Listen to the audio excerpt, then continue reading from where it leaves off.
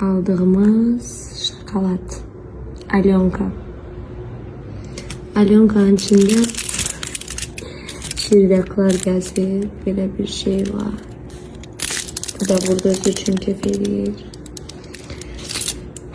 Əslində hər zaman aldığım bir yerdi. Bir dəfə də belə bir şey yaşamışdım.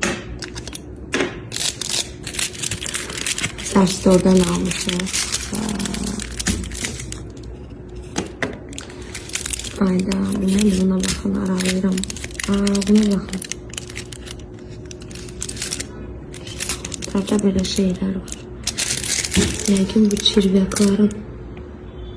Vay vay.